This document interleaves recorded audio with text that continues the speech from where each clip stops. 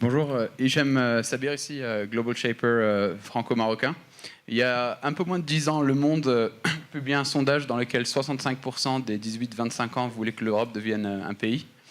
Depuis, les débats européens sont toujours défensifs, comme on l'a vu aujourd'hui, par rapport au mouvement nationaliste, et les arguments sont souvent techniques pour les gens qui ne sont pas politiciens.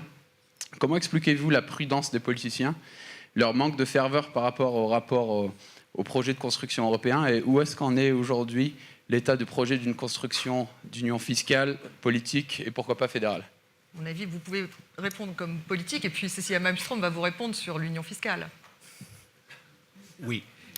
Alors, on parlait tout à l'heure d'une manque de grands pensées européens. Hein. On pourrait traduire ça aussi dans le fait qu'il manque une vision européenne comme celle qui avait mobilisé nos pères, pour le dire ainsi génériquement, dans l'après-guerre. Et il est vrai, il faut retrouver des éléments qui peuvent mobiliser les cœurs, pas uniquement la tête ou le portefeuille.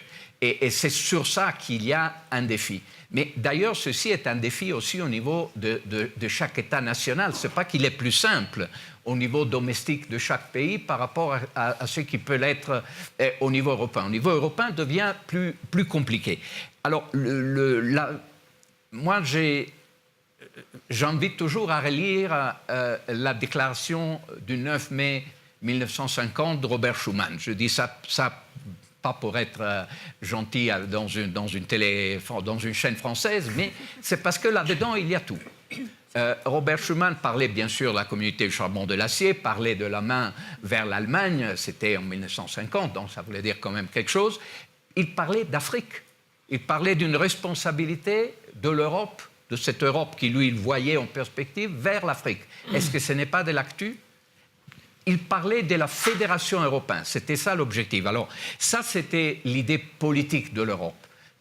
Jean Monnet nous avait dit, bon, d'abord on met ensemble les marchés, l'économie, etc., et on arrivera à l'union politique.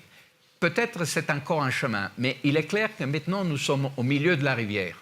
Et c'est sur ça c'est de ça qu'il faut être conscient. À mon avis, cette idée d'un débat plus rude au niveau européen, je dis rude pour dire un débat cru, un débat très direct, peut aider peut-être à comprendre qu'on partage tous le même type de défi. Parce qu'il faut relancer les cœurs est poétique. Si je dis relancer les émotions, je suis peut-être un peu plus dans la réalité d'aujourd'hui. Cécilia Malmström. C'est vrai qu'il faut un grand débat sur le futur de l'Europe. Où allons-nous? Qu'allons-nous faire? Tous en même temps ou quelques cercles, comment on dit, dans différentes vitesses? Ça, il faut un débat. Nous avons essayé, de la part de la Commission, d'avoir un débat comme ça, avec plus de 1000 engagements publics. Beaucoup dans les États membres, en France, il y a aussi ce débat aux Pays-Bas.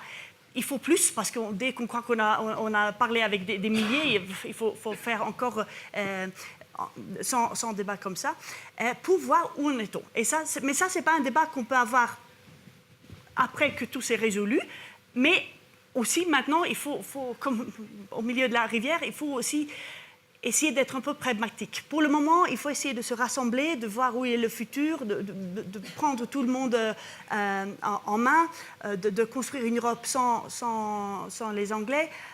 Donc, il faut être pragmatique, livrer des résultats concrets. Mais ce débat, moi, je suis au fond fédéraliste. Moi, je veux bien cette Europe, mais pour ce moment, une union fiscale, ça ne va pas arriver au court terme. Mais je veux bien que ce débat commence. Je souhaite, et je vois, quand je voyage en Europe, surtout les jeunes qui veulent ce débat. Et je les engage allez, sortez, faites ce débat, mettez de la pression sur vos ministres, vos gouvernements, les élus locaux, vos parlementaires et tout cela pour qu'on ait ce débat. Et non seulement pour le Parlement européen, maintenant les élections, mais surtout maintenant.